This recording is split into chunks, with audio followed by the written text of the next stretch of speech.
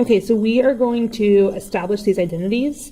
So if the directions read establish the identity, you start with one side of the equation, and I say it's usually the side containing the more complicated expression, the more complex, the more difficult one.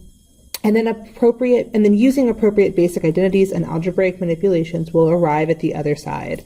So like I said in class, you are going to have to just practice. A lot of practice will help you to get to the answer. So when we're looking at establishing the identity between cosecant of theta times tangent of theta equals secant of theta, I'm going to start with this left side, and I'm going to rewrite it in terms of sine and cosine.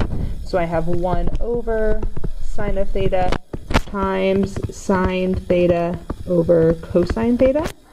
And then I notice immediately that my sine thetas cancel, and I'm left with 1 over cosine of theta, which I know that reciprocal identity is secant of theta. And so I notice that the two of those things are exactly the same, which is what we want. So you always want to keep the goal in mind.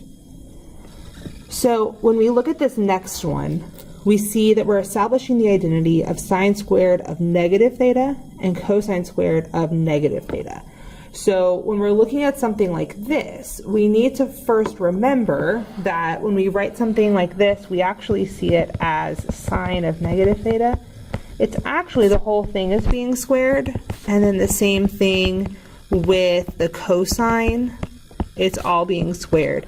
And again, we're just starting on the left side because that's more complicated than 1. Now, looking back to our even and odd identities, the sine of negative theta is equal to the negative sine of theta. So I know what I can do here is I can replace it with negative sine of theta. And again, all of that is being squared. And then remember that cosine is even. So cosine of negative theta just equals cosine of theta. So I can plug that in. So I get cosine of theta. And all of that is squared. And then a negative something all squared just becomes a positive sine squared. And then this becomes a cosine squared. And we know that that equals 1. And that's exactly what we needed there. Okay, so if you want, you can try this next one on your own, or you can try a couple things and then pause the video while you try them and then pick up, and then I'll explain it. The first thing I should note is that it should be sine negative theta minus cosine negative theta. And I just wanted to make sure that we understood when we rewrote them that we are looking at the quantity of sine of negative theta. So go ahead and see how far you can get on your own, and then we'll come back. So you probably got to this point where you knew that we were using even and odd identities and squaring them, and so this is what we ended up with. Now, one thing to note is that the numerator is very similar to as though we were to have x squared minus y squared, and we know that that actually factors to x minus y times x plus y. So I'm going to do the same thing here, so I'm just going to bring this up to the top. So I'm going to have sine of theta plus cosine theta times sine theta minus cosine theta. And then all of that. And I went ahead and factored out the negative to make it easier so I didn't have a negative sign. So I just have cosine and sine that are added together and positive. And I noticed that both of these will cancel out. So I'm left with sine theta minus cosine theta over a negative 1. And so we could keep it like this, or we just actually divide things, which switches their sign. So I see that I have negative sine theta plus cosine theta, but what we're looking for is this. This is our goal, so we just need to rearrange it to have our final answer. Okay, so go ahead and try this one on your own. Look at the left side, 1 plus tangent of u over 1 plus cotangent u, and think about how you might be able to get tangent of u out of that. And so I'm going to encourage you to try to rewrite it in terms of sine and cosine.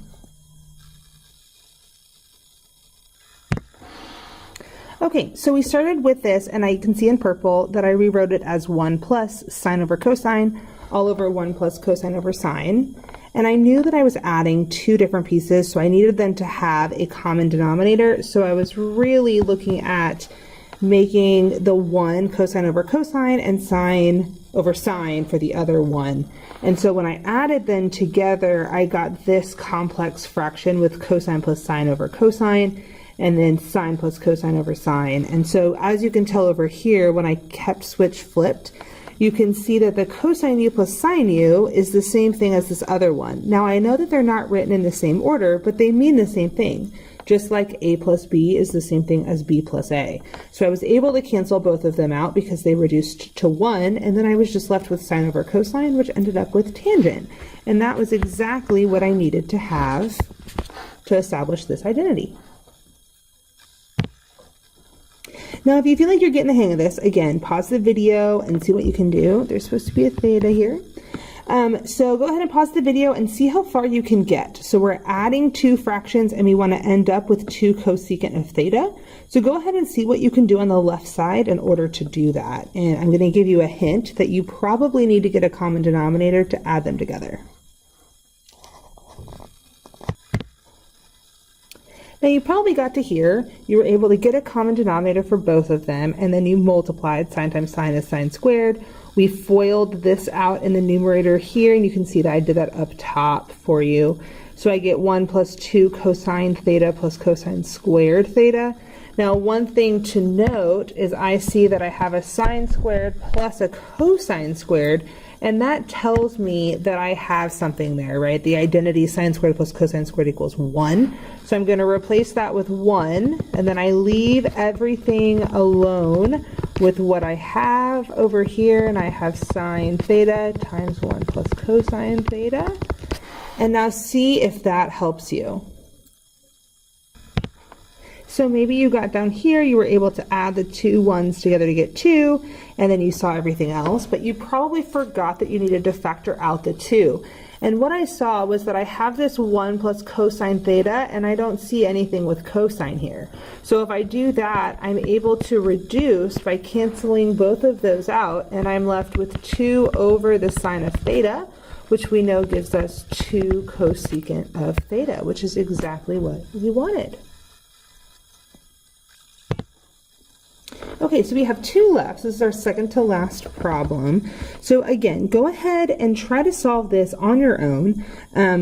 Think about what side you should start with and what should be your very first idea. Should you try to write it as sine and cosine? Should you try something else?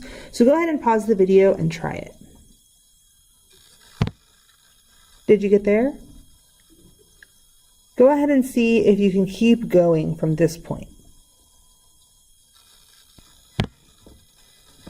Okay, so once I got from that first step, I made a common denominator in the numerator, and so I got sine squared plus cosine squared all over sine times cosine all over 1 over cosine times sine. So I kept switch flipped, and so I got sine squared plus cosine squared over sine cosine times cosine sine over 1. And then I saw that those cosine sine, it's the same thing as AB and BA. They both reduce. And so I'm left with just sine squared plus cosine squared, which just gives me 1. So at this point, when we move into this last one, I would like for you to try to solve this one all on your own. So see if you can completely solve it. This should be sine of theta and cosine of theta, and this should be sine of theta.